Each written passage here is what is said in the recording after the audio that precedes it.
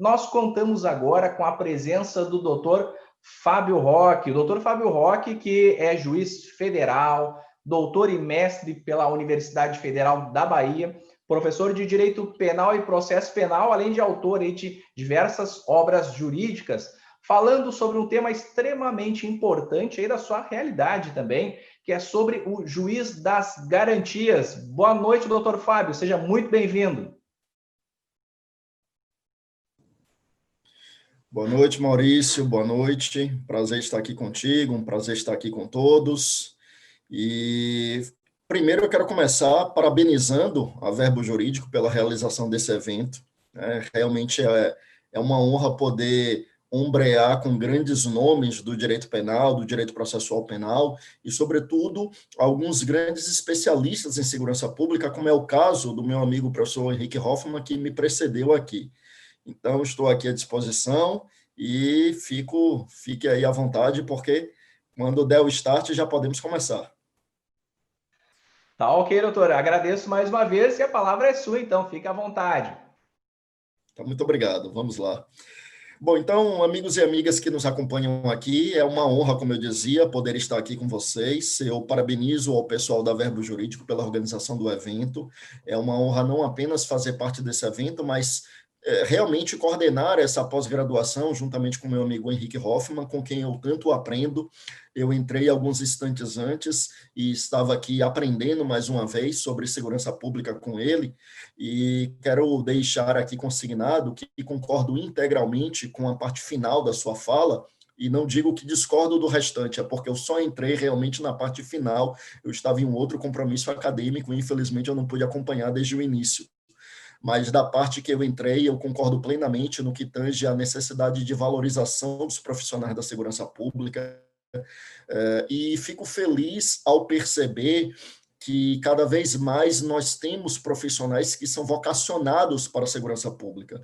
Eu me recordo quando eu era estudante de graduação, e lá se vão mais de 20 anos, né? Eu ingressei na Faculdade de Direito em 1998, à época com 18 anos, e eu concluí a graduação no ano de 2002. Então, agora em novembro, eu caminho para 18 anos de conclusão de graduação.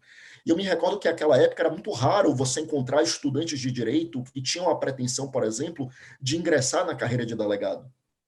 Hoje nós temos uma realidade muito diferente.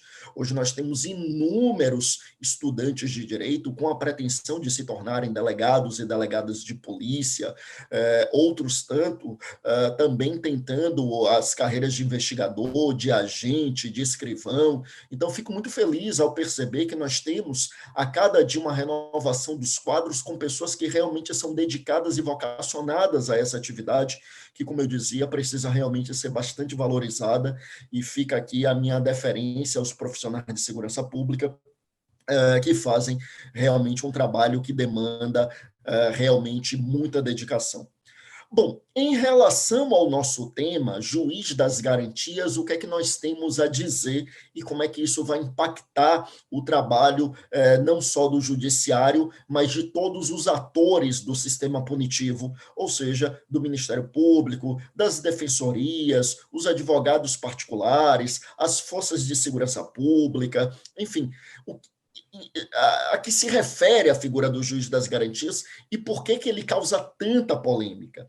Eu começo aqui mencionando justamente a grande polêmica que foi ocasionada no finalzinho de 2019, que acabou resvalando para aspectos da política.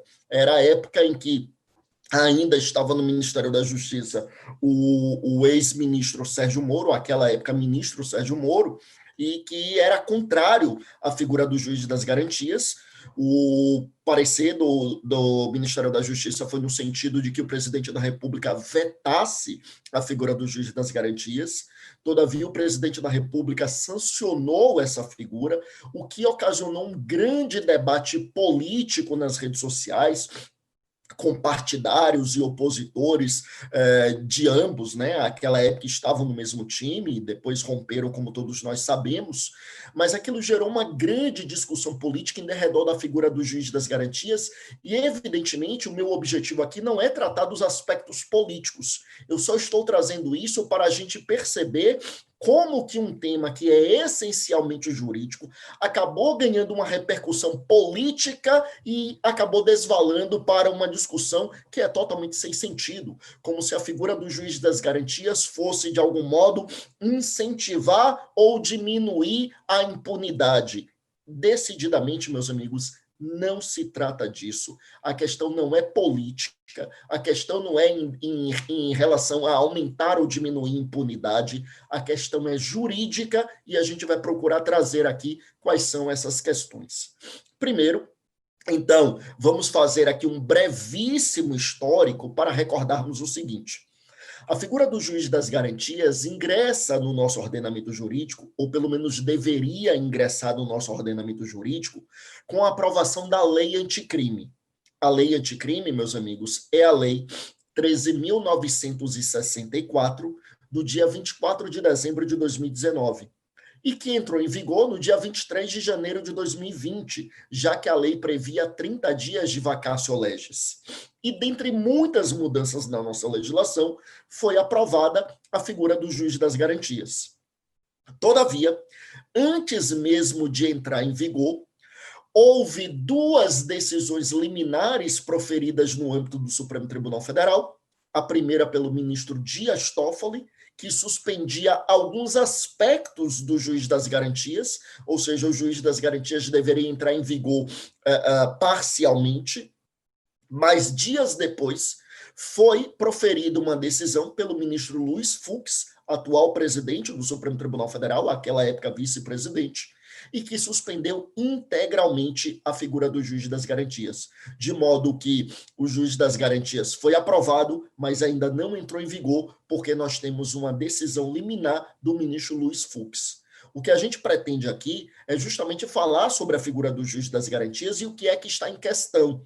Lembre que a decisão que suspendeu a sua implantação é uma decisão liminar. A matéria ainda será levada ao plenário do Supremo Tribunal Federal, e aí sim nós saberemos se essa figura vai ingressar no nosso ordenamento jurídico ou se ela será totalmente defenestrada e não ingressará no nosso ordenamento jurídico.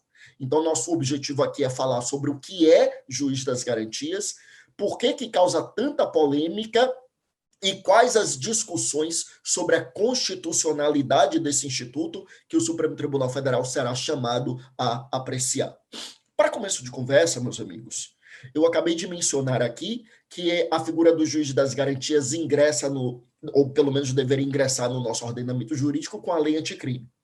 Essa lei, como nós sabemos, é a lei que institucionalizou entre nós o chamado pacote anticrime. E eu quero começar falando justamente sobre o tal pacote anticrime. O pacote anticrime seria um pacote de medidas legislativas, um pacote de alterações na nossa legislação penal, que foi encaminhado ao Congresso Nacional pelo Ministério da Justiça na gestão do ex-ministro Sérgio Moro, ou seja, lá no começo do ano de 2019. Tá? Eu já antecipei aqui que o então ministro da Justiça era contrário à figura do juiz das garantias. Então, você já deve imaginar que ele encaminha para o Congresso esse pacote anticrime e não tinha juiz das garantias nesse pacote anticrime.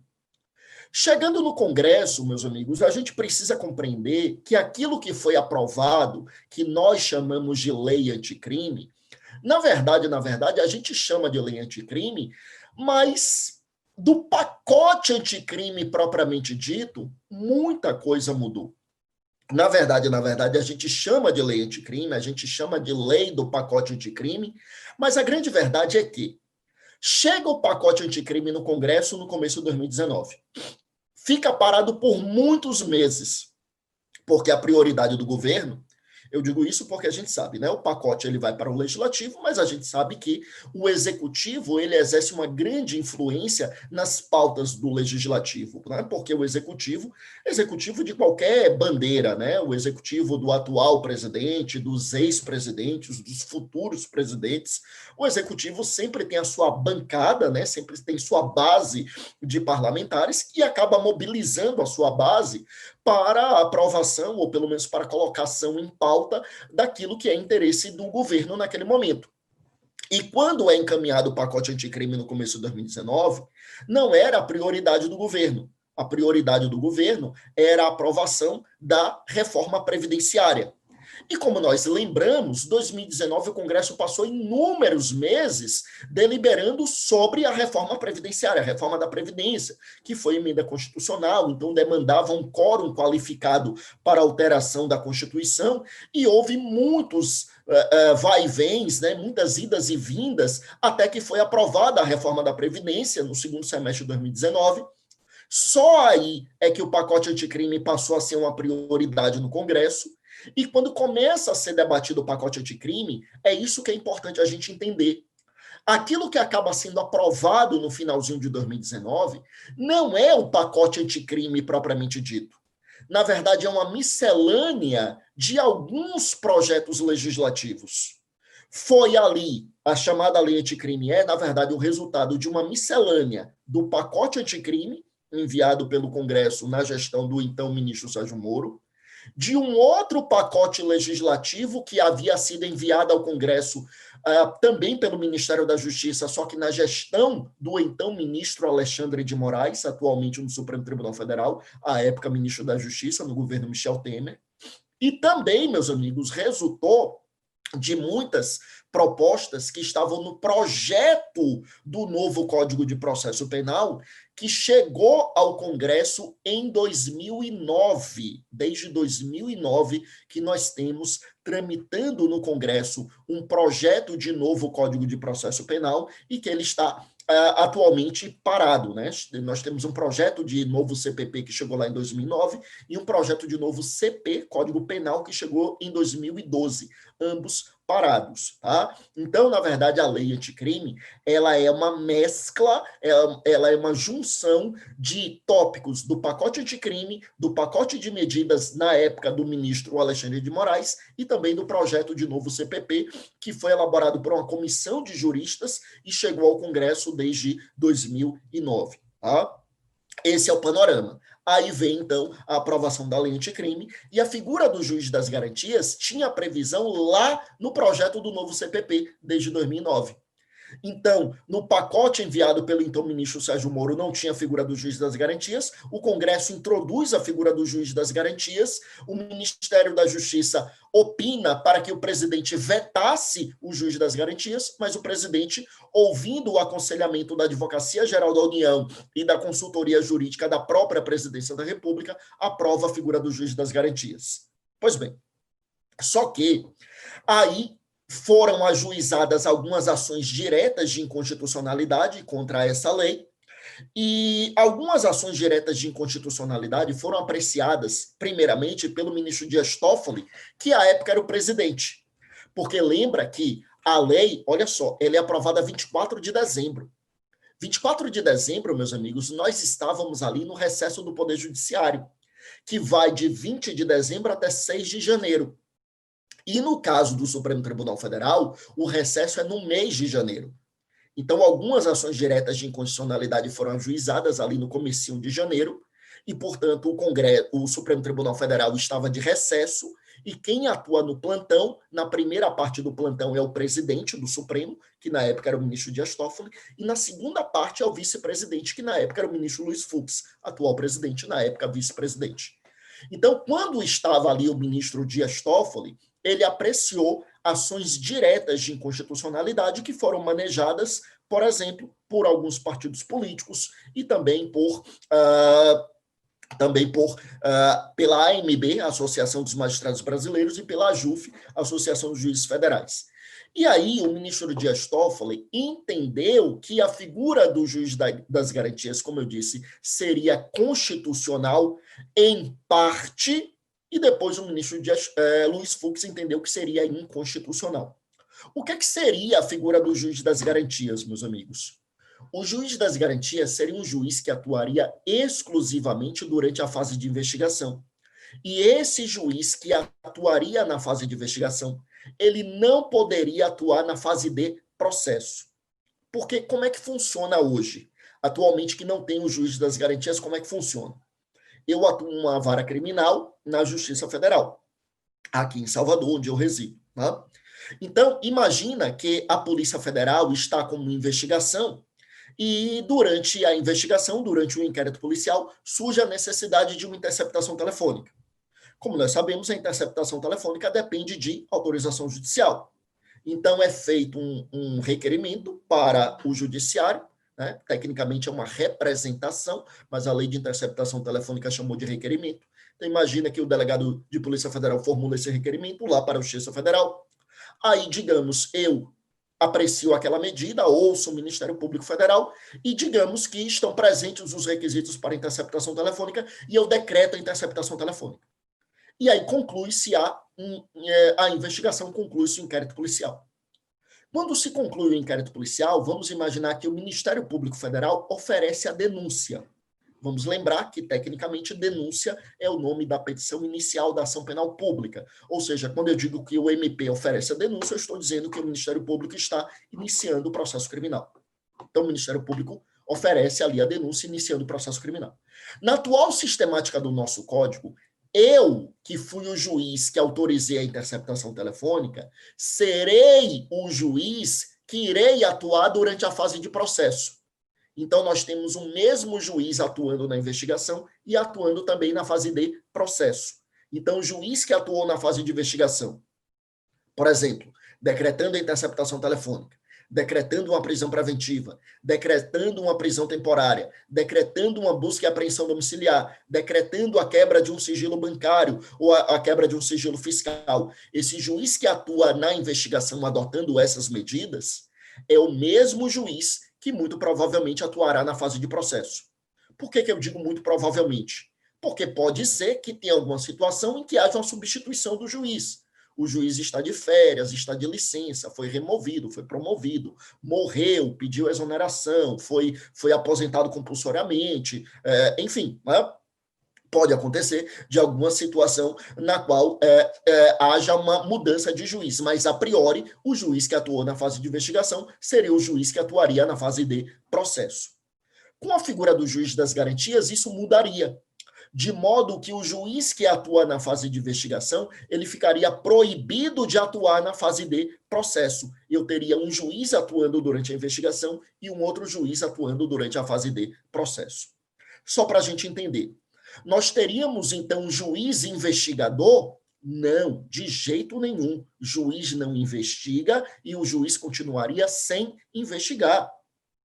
Eu vi aí, quando eu entrei, que Henrique Hoffmann ainda falava, e ele falava da discussão, né, do debate lá sobre a investigação do Ministério Público. Então, a gente sabe que tem esse debate, mas em relação ao juiz, não tem discussão. O juiz não tem a atribuição investigativa, não cabe ao juiz investigar. Nós não temos a figura do juiz de instrução que ocorre em alguns países, como na Itália, que é um juiz que atua na fase de investigação, mas com aquela atuação proativa, produzindo prova, investigando, né? A gente não tem essa figura no Brasil. E com a figura do juiz das garantias, a gente também não teria. O juiz das garantias não é o juiz investigador, não é o juiz que vai atuar para investigar, não é o juiz que vai se substituir à função investigativa do delegado de polícia ou do Ministério Público, como o Supremo Tribunal Federal atualmente entende. Então, o que é que faria o juiz das garantias? O juiz das garantias faria exatamente aquilo que o juiz já faz atualmente na investigação. O que é que o juiz faz atualmente na investigação? O juiz só atua de forma excepcional. Veja, a maioria das investigações na prática não tem atuação do juiz. Quando é que o juiz atua? De forma excepcional, quando a lei determina que ele adote alguma medida, que é a medida que nós chamamos, doutrinariamente, de medida acobertada por uma cláusula de reserva jurisdicional. Medida acobertada por uma cláusula de reserva jurisdicional é exatamente esse tipo de medida que depende de autorização judicial, que são essas medidas que eu me referi aqui. Interceptação telefônica, prisão preventiva, prisão temporária, busca e apreensão domiciliar, a quebra de determinados sigilos, estão acobertadas pela cláusula de reserva jurisdicional. Então, o juiz não investiga, e o juiz só atua na investigação excepcionalmente quando ele é chamado a adotar alguma dessas medidas. O juiz das garantias, ele também somente atuaria de forma excepcional quando fosse chamado a adotar alguma dessas medidas. Qual a diferença, então, do juiz das garantias para o juiz atualmente? É que o juiz das garantias, Lembrando, né, quando eu digo juiz atualmente, seria o mesmo juiz, né? Não é uma nova carreira, é o mesmo membro do judiciário, seja um juiz de direito, seja um juiz federal, né? Então, seja nas instâncias superiores, ou seja, um desembargador, um ministro do STJ, um ministro do STF. Então, é o mesmo magistrado, só que é um magistrado que atuaria na fase de investigação e ficaria proibido de atuar na fase de processo. É isso. É isso. Qual a finalidade do juiz das garantias? E aí, meus amigos, eu tenho que ter muita cautela com o que eu vou dizer para que eu não seja mal compreendido. Veja o que é que eu vou dizer e depois eu vou tentar ser mais explícito em relação ao que eu estou dizendo. Eu vou ter toda a cautela para dizer o seguinte: a ideia do juiz das garantias é a ideia de ampliar a imparcialidade do julgador. Veja que eu tive o cuidado de dizer ampliar e não de instituir a imparcialidade do julgador, porque senão seria uma acusação, uma afirmação totalmente temerária, seria afirmar que os julgadores não são imparciais. Não é isso que eu estou dizendo. Até porque eu trabalho como julgador há quase 15 anos, né? Ingressei na magistratura no começo de 2006, em janeiro eu completo 15 anos de magistratura. Fiquei 1 ano e poucos meses na magistratura estadual e estou há quase 14 anos na magistratura federal. Então, é claro que eu não terei a afirmação temerária de dizer que os julgadores não são imparciais. Os julgadores, eles devem sim ser imparciais. A ideia do juiz das garantias é ampliar essa imparcialidade. Vamos, então, entender isso para que eu não seja mal compreendido, eu reitero. Primeiro, vamos entender o que é imparcialidade. Tá? Julgadores são imparciais? Sim, devem ser imparciais. Devem ser imparciais. Mas o que é essa imparcialidade? Primeiro, não vamos confundir imparcialidade com a neutralidade. Eu não disse que o julgador é neutro, ninguém é. Né? A ciência deixou de trabalhar com o paradigma da neutralidade axiológica há muito tempo. No começo do século XX se defendia isso, né? Hans Kelsen defendeu isso durante muito tempo, a ideia de neutralidade axiológica, né? Uma neutralidade valorativa. Ninguém hoje na ciência respeita mais uma ideia como essa. Na época, teve muito prestígio, Kelsen é indubitavelmente um grande jurista, né?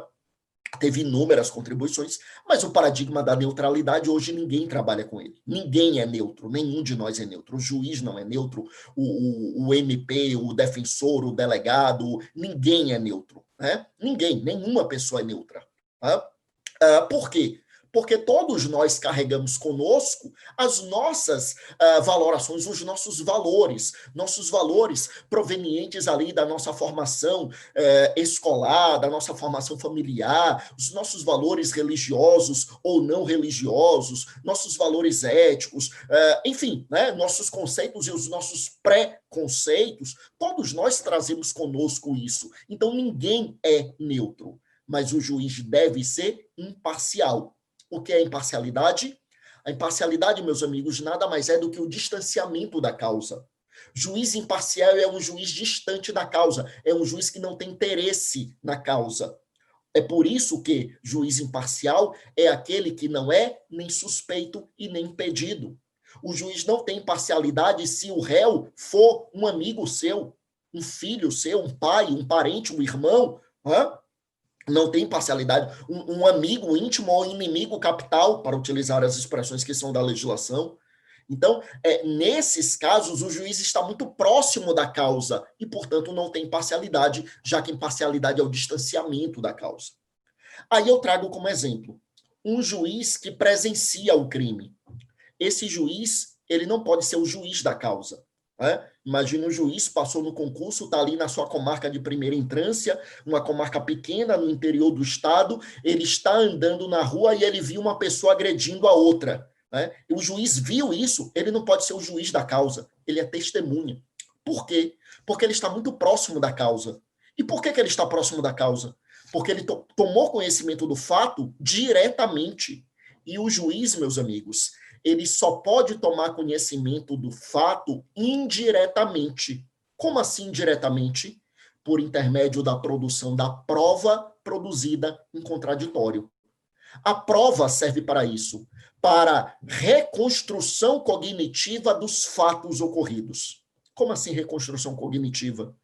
É que a prova objetiva reconstruir os fatos para levar ao conhecimento do juiz. Então, é a testemunha dizendo o que é que aconteceu, é o réu dizendo o que aconteceu, é a vítima dizendo o que aconteceu, é a prova documental procurando demonstrar o ocorrido, é a prova pericial tentando demonstrar o ocorrido. É uma reconstrução cognitiva dos fatos, com a prova produzida em contraditório.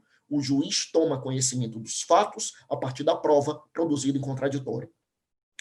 Por que se diz que o juiz das garantias ampliaria a imparcialidade do juiz? Porque hoje, o juiz que atua na fase de investigação, ele pode tomar conhecimento dos fatos em um momento no qual ainda não existe a ampla defesa, ainda não existe o amplo contraditório. O juiz decreta uma interceptação telefônica, decreta uma busca e apreensão domiciliar, uma quebra de sigilo, em um momento no qual ainda não existe o amplo contraditório e o juiz já toma conhecimento do fato ali naquele momento. E só depois, no processo, aquele mesmo juiz vai tomar conhecimento do fato de novo, abrindo para o contraditório. Então, qual é o objetivo da figura do juiz das garantias? É que esse juiz que atuar na fase de investigação, tomando conhecimento do fato sem o amplo contraditório, ele não julgue. Ele não julgue. Ele toma conhecimento do fato sem o amplo contraditório, mas depois será um outro juiz que irá julgar, um juiz que vai tomar conhecimento dos mesmos fatos, mas com a prova produzida em contraditório. É por isso que se diz que a figura do juiz das garantias é para ampliar a imparcialidade. É porque é para ampliar esse distanciamento, permitindo que o juiz efetivamente somente tome conhecimento do fato a partir da prova produzida em contraditório e não permitir que o juiz tome conhecimento do fato a partir de um elemento de informação colhido em um momento em que ainda não existe o contraditório. Pronto. A discussão do juiz das garantias é só essa. Não é para fomentar a impunidade, não é para diminuir a impunidade, não é para aumentar combate ao crime, para diminuir combate ao crime, é apenas para aumentar a imparcialidade do juiz, permitindo que o juiz tome conhecimento do fato a partir da prova em contraditório e que se o juiz tomou conhecimento do fato antes do contraditório, ele é o juiz que atuou na investigação e ele não poderá julgar o caso. Então, eu terei uma cisão da competência jurisdicional, de modo que eu terei um julgador atuando na investigação e outro atuando no processo. É isso. É isso. É essa a questão. Tá? E por que foi declarado inconstitucional pelo Supremo Tribunal Federal? Eu vou até pular pelo adiantado da hora aqui, eu vi que eu tenho que deixar algum tempo aqui para as questões, então eu vou até pular os argumentos trazidos pelo ministro Dias Toffoli, já que esses argumentos já foram suplantados pela decisão liminar do ministro Luiz Fux. Então eu vou ficar só com a decisão do ministro Luiz Fux, que é o que está valendo no momento. O ministro Luiz Fux, em uma decisão liminar, ele suspende a implantação da figura do juiz das garantias por reconhecer na figura do juiz das garantias, vejam bem, meus amigos, uma inconstitucionalidade formal. Não estava em discussão inconstitucionalidade material, mas sim uma inconstitucionalidade formal. Quer dizer, não estava em discussão que o juiz das garantias viola a Constituição. Não. Qual era a discussão? O ministro Luiz Fux reconhece a inconstitucionalidade formal, em primeiro lugar, por vício de iniciativa da lei. Como assim vício de iniciativa da lei? É que, na opinião dele, a figura do juiz das garantias mexe com a estrutura organizacional do Poder Judiciário. E, se mexe com a estrutura organizacional do Poder Judiciário, a iniciativa de lei é do próprio Poder Judiciário, coisa que não aconteceu, porque o pacote anticrime, a iniciativa de lei foi do Poder Executivo. Com a devida vênia ao ministro Luiz Fux, discordamos, concordamos, inclusive, com o que foi dito na decisão anterior pelo ministro Dias Toffoli, porque entendemos que não há uma mudança na estrutura organizacional do Poder Judiciário.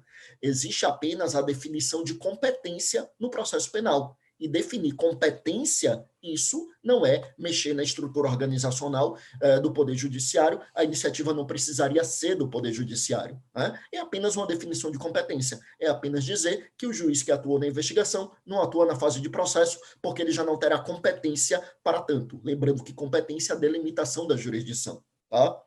E outro argumento trazido pelo ministro Luiz Fux foi no sentido de que a criação da figura do juiz das garantias implicaria aumento de despesas e isso, portanto, violaria a exigência de previsão orçamentária, que é uma previsão do artigo 63 da Constituição Federal. Com a devida vênia, também discordamos, porque pensamos que é plenamente possível organizar o juiz das garantias sem aumento de despesas. Né? Sem aumento de despesas. Existem várias opções. As varas que têm mais de um juiz, e um juiz titular e um substituto, e um fica como juiz das garantias e outro juiz que vai atuar na fase de processo, ou as cidades grandes que vão criar núcleos para juiz das garantias, ou criar varas especializadas para juízo das garantias, existem várias alternativas que não implicam aumento de despesas, implicam apenas uma reorganização daquilo que a gente já tem no Poder Judiciário. Mas, enfim, em resumo, o meu objetivo era realmente procurar demonstrar o que é o juiz das garantias, a finalidade do juiz das garantias, por que foi suspenso por uma decisão do Supremo Tribunal Federal e alertá-los que, no momento aqui, não existe juiz das garantias porque não entrou em vigor por conta dessa decisão do ministro Luiz Fux, mas a qualquer momento pode ser que venha para a pauta do Supremo Tribunal Federal, e aí o plenário do Supremo é que vai decidir se essa matéria é constitucional ou se é inconstitucional, tá bom? Meu amigo Maurício, eu estou vendo aqui, eu comecei às 20h40, então eu falei por 35 minutos, eu teria 40 minutos, então eu deixo aí esses 5 minutos para eventuais perguntas que possam ter vindo aí. Tá certo, doutor Fábio Roque, muito obrigado pelas palavras. O pessoal realmente comentando bastante ali no nosso chat, né? E já vou passar para algumas perguntas, então, que estão fazendo, né, doutor? Olha só, por exemplo, aqui, ó, o Paulo, ele colocou o seguinte: professor, seria correto, então, afirmar que o juiz das garantias tornou obsoleto o Instituto da Prevenção, talvez uma revogação tácita? Muito interessante. Na verdade, acho que foi Paulo, né, a pessoa que perguntou? Foi o Paulo, exato. Pronto. Na verdade, Paulo, a figura do juiz das garantias, ela inverte o critério de prevenção. Eu sei que tem pessoas que talvez aqui sejam estudantes de graduação que nem viram processo penal ainda, então vamos explicar isso um pouco mais detalhadamente. Prevenção é um critério de definição da competência territorial, né? Não só da territorial, é o critério de definição de competência, né? Mas, sobretudo, territorial. Então, atualmente, como é que funciona? Atualmente, o juízo, não o juiz, não a pessoa do juiz, não a figura humana, mas o juízo, ou seja, o órgão jurisdicional onde ele atua. Então, por exemplo, eu atuo na segunda vara da Justiça Federal de Salvador, segunda vara criminal. Nessa vara, são 2 juízes, um titular e um substituto.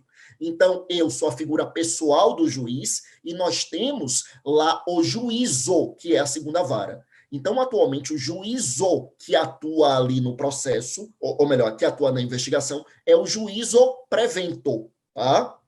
Bom, com a figura do juiz das garantias, nós teremos uma situação em que a gente vai precisar definir como é que vai funcionar o juiz das garantias, porque isso a lei não disse.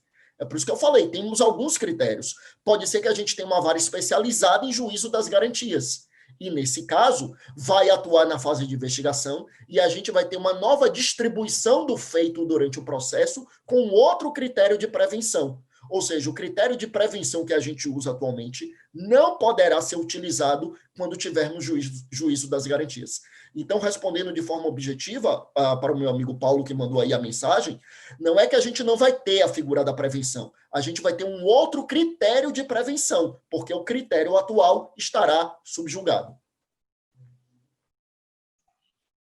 Tá certo, doutor. Obrigado pela resposta. Outra pergunta que veio aqui é da Jéssica Rever. Ela colocou o seguinte: então, o fato de possuir o juiz de garantias poderia ajudar a desafogar e agilizar a investigação das polícias?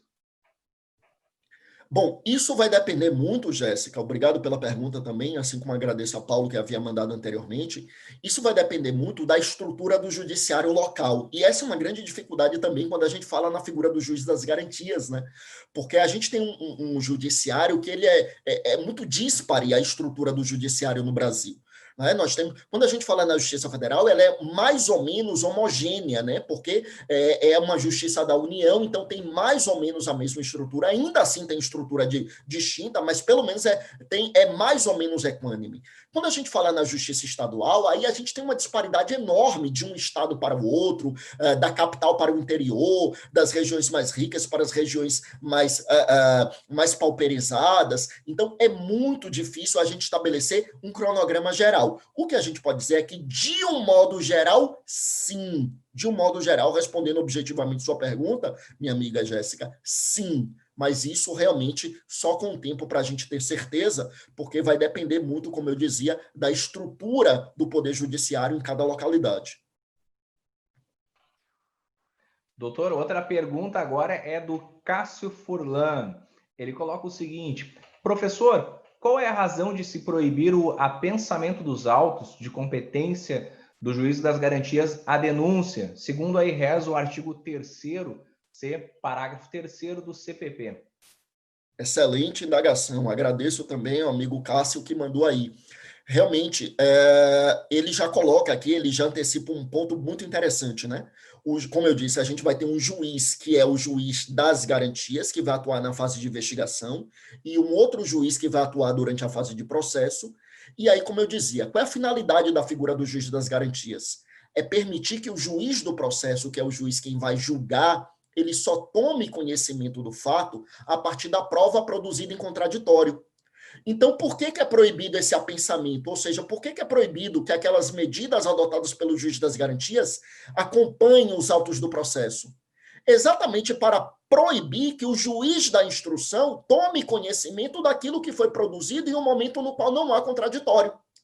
Porque se você cria a figura do juiz das garantias, mas permite ao juiz do processo consultar aquilo que foi produzido antes da existência do contraditório, você frustra a figura do juiz das garantias. Porque você proíbe, você permite aquilo que a figura do juiz das garantias tenta proibir, que é o juiz do processo tomando conhecimento dos fatos em um momento no qual ainda não existia contraditório.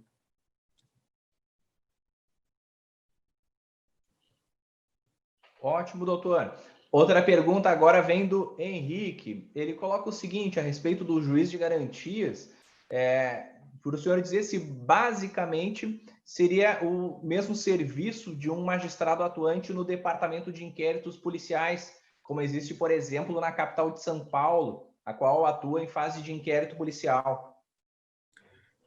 Excelente pergunta também, meu amigo Henrique. Vejam que antes desses debates sobre o juiz das garantias, eu confesso que eu nem sabia da existência dessa estrutura na capital de São Paulo. E aí, quando recomeçaram os debates, porque, na verdade, a figura do juiz das garantias já é debatida desde 2009, né, com o projeto do novo CPP, mas quando recomeçaram os debates no finalzinho de 2019, ou seja, na iminência da aprovação da lei anticrime, aí eu fiquei sabendo por alguns colegas que atuam em São Paulo, que em São Paulo já existe essa estrutura. Sim, seria uma estrutura muito similar. Ou seja, em São Paulo, nós temos lá um grupo de magistrados que atua exatamente fazendo isso, adotando as medidas, adotando lei, assim, né, deliberando, né, ou seja, acolhendo ou não acolhendo, as medidas que estão acobertadas sobre a cláusula de reserva jurisdicional, e depois que acaba a investigação, nós temos a distribuição do processo para uma das varas criminais. É exatamente como acontece lá na capital de São Paulo. Agora, com a diferença, existem algumas diferenças, claro, né? Uma das diferenças é exatamente que, pegando o gancho da pergunta anterior de Cássio, né? Atualmente, não entrou em vigor esse dispositivo que Cássio mencionou por conta da decisão do ministro Luiz Fux. Então, a diferença é que aquilo que é decidido lá por esse núcleo da magistratura paulista vai para os autos e, portanto, o juiz do processo tem acesso. Tá?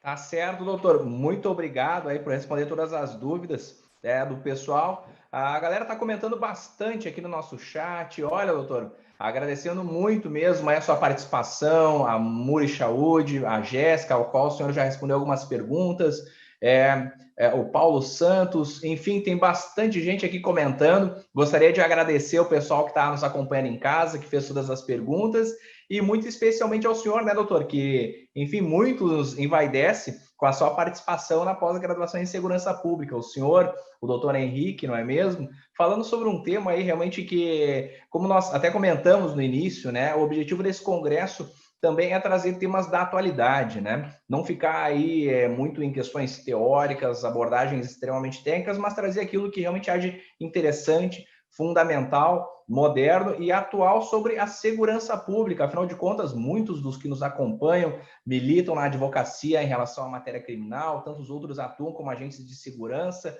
Então, realmente é muito importante a sua participação. Agradeço mais uma vez pela colaboração junto a esse tema, não é? E nos veremos com certeza agora no decorrer da pós-graduação, né? O pessoal até recebeu a notícia aí de que o Verbo Jurídico tem uma super promoção para esse congresso, efetivamente para fomentar a inscrição e as matrículas no curso. Lembrando, pessoal, aí que nós contamos com 50% de desconto para todas as inscrições realizadas até amanhã, dia 16 de outubro. E de brinde vocês levam ainda um Vademecum de cortesia aí da nossa edição mais recente. E aí, quem quiser acompanhar também, pode seguir lá a nossa página no Instagram, vai lá, @Verbo Jurídico, que também tem uma promoção rolando aí, sorteando 3 exemplares do Vademecum, ok? E, doutor, mais uma vez, agradeço aí, reitero os agradecimentos meus e do Verbo Jurídico quanto à sua participação. São muitos os nomes que eu não consigo ler ao todo ali dentro do chat, mas olha, todo mundo adorou a sua palestra, o pessoal está gostando pra caramba do nosso evento, né? Então, realmente, aí, esse evento ele é só um reflexo daquilo que espera por vocês na nossa pós-graduação em segurança pública, trazendo temas da atualidade e grandes nomes, essas feras aí do direito penal e do direito processual penal.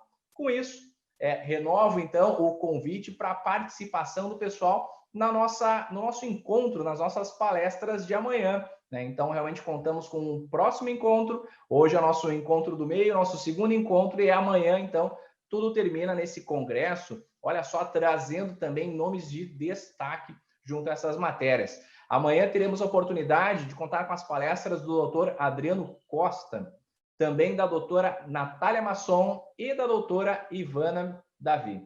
Enfim, pessoal, agradeço mais uma vez, me despeço. Doutor Fábio, muito obrigado pela participação e nos veremos aí muito em breve no curso de pós-graduação. Muito obrigado, Maurício. Eu agradeço a todos que interagiram aí conosco. Parabenizo mais uma vez a Verbo. Gostaria de convidar a todos para nos seguir lá nas redes sociais. Estamos no Instagram como Professor Fábio Roque, no YouTube como Fábio Roque Araújo, sempre procurando disponibilizar muito conteúdo aí. E encerro apenas parabenizando todos os professores pelo seu dia. Eu tenho um orgulho danado dessa profissão que eu escolhi. Eu costumo dizer que eu estou juiz e eu sou professor.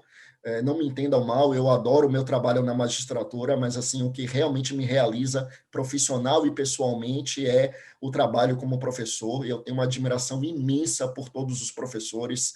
Então, fica aqui o meu registro. Parabéns a todos. E, mais uma vez, muito obrigado ao pessoal da Verbo. Maurício, muito obrigado e boa noite. Nós que agradecemos, professor, e um feliz dia do professor ou dos professores, não é? A todos esses docentes que nos acompanham, né, no dia de hoje, no decorrer de todo esse evento e dos cursos aqui do Verbo Jurídico. Tá certo, pessoal? Nos encontraremos, então, amanhã em mais um episódio, né, em mais um momento, mais um ciclo de palestras do nosso Congresso Online de Segurança Pública.